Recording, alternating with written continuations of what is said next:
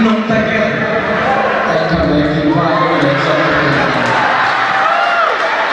kami kau pakai mama kau bangsa nuang ini nuang mari selalu terkena langsung ada jeniskan kau ikan mari hansamu hansamu expression yang enak dan nanun pada saat kali akhir dulu dengan belum mana belum zaman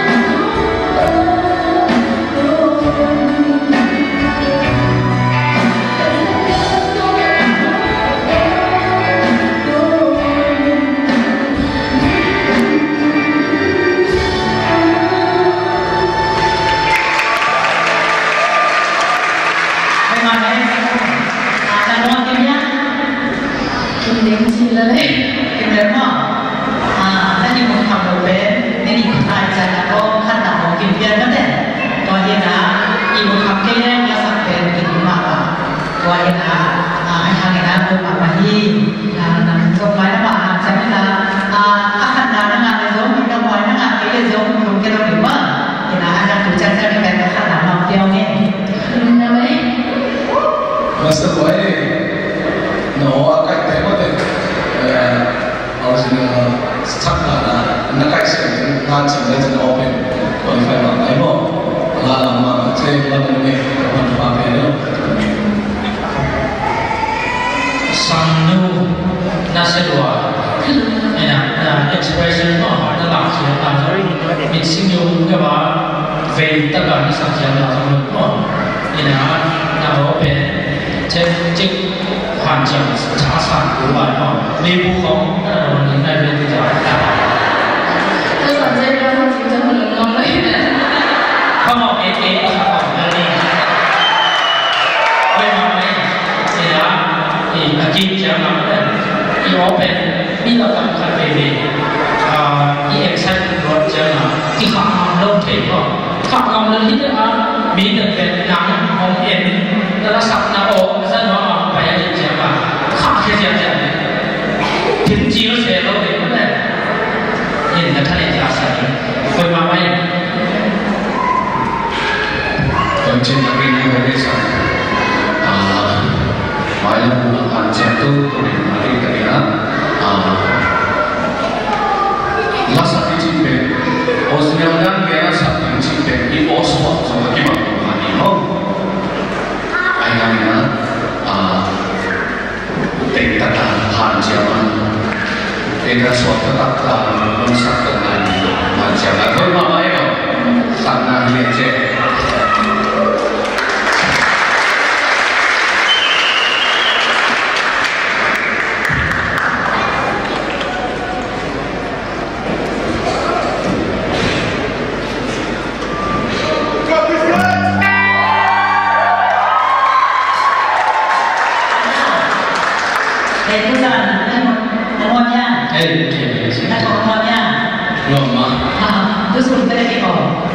tu sung về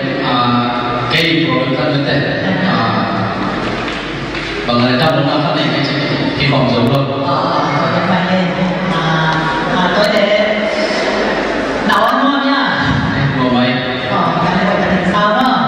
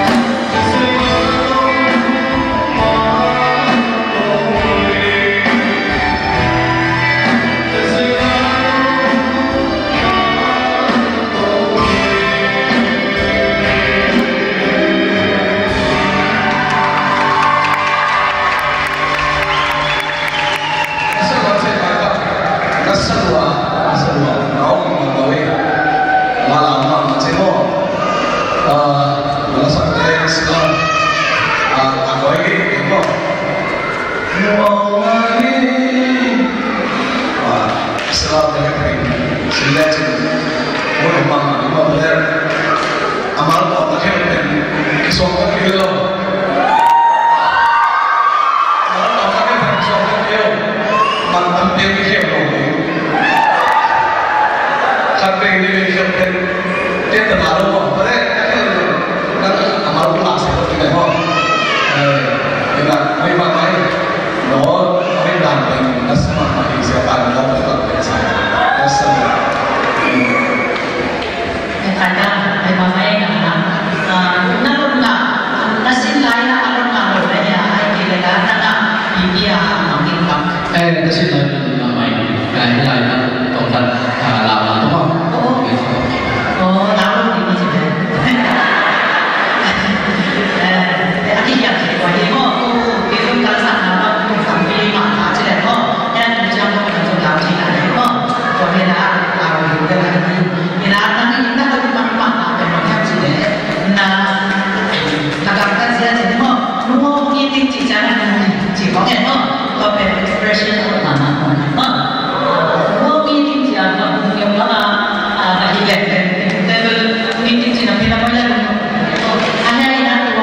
นั่นที่นุ่มแต่ที่มุ่งหน้าแต่นั่นเป็นอันนั้นคงเดียวกันเนี่ยอาหารเป็นอะไรแบบนี้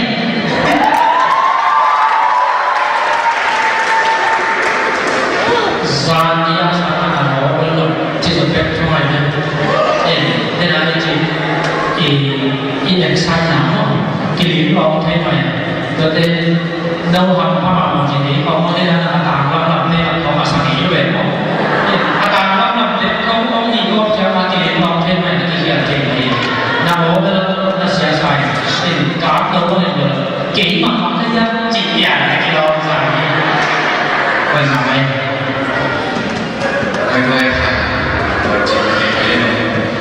akan mahasiswa channel itu.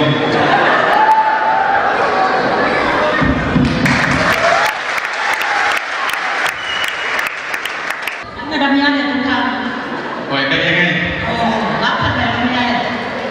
Tuh jangan ini kan tuh. Next time jangan mana? Saya baik. Next time mana? Oh, anak lama pengen mau latihan anak sampai mau ngồi vào ho, cho chân láo lên đỉnh thì giờ, thì nó năm nay của lâu đài ngày sau này lá, mà lá ngày sau này lá, còn lá biết lần rồi sẽ nó về là bởi cũng sao mà.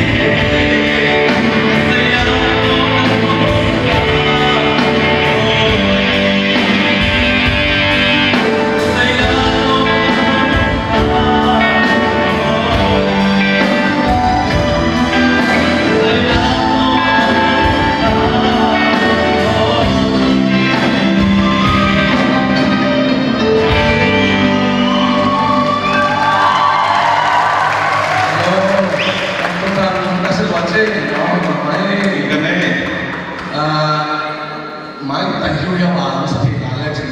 ơi tùy suốt lên đi ta chụp đi mà máy là mà lo đặt tới trong phải là khăn là bên là mình phải mà những cái gì là mình là chụp đi mà chứ không máy tay hiu hiu thì mình sẽ phải khôngอะไรค่ะตรงนั่นตัวแล้วบังบันสินาเลย Kita yang sih lagi pakaiอะไรนะ สักปีปีมาก อะไรสักปี ไปมาไหมนี่นะตัวเสียไปชิมาไหมต้องคัดมือไม้นั่นดิมุนคัดมุนหนีเขามาว่าไม้ไต่งานเนี่ยจะตรงนี้ลาซาลาต่อเป็นคนถูกทีนี่ก็จีบแต่มันลุยเดียวยังอยู่ได้ไม้หลักตัวมาเห็นนะแสดงถึงเต้เป็นตรงนี้นะเป็นโอ้กันเนี่ยมันเสียจริงๆเลยว่าเนี่ยมั้งตัวนี้นะไปมาไปนะหลังส่งอาหารเย็นนี่ Nhà mẹ chúng thằng nó sẽ làm này excite pp mà cái sao tên tên là sao này này là ông quân suốt thế này và do là hắn bỏ nó sẽ lo đó thế ý sắc chính đó mà anh sa là anh luôn do về ông khùng ngầu về mà anh sa tên là ông khạc hầm phalo về mà bản chúng lâm ông đã hiện tổ nghiệp công áo ngào chỉ sự lối anh chém làนี่นะสวมตะเลจิน้ำลงจีตัวอามาซาสาขาอันนี้นะนั่นละมาลงเจียนะองค์กิเทียอยู่ไว้เป็นนกจีมาไอ้โอ้จงก็จะนะบิดิจงว่าแล้วไม่ต้องไม่ Lung nhà mẹ cái dục là mẹ mà cái lồng mẹ mà chỉ khả năng nhiều chứ Lung nhà mẹ lại cái tôi lung nhà mẹ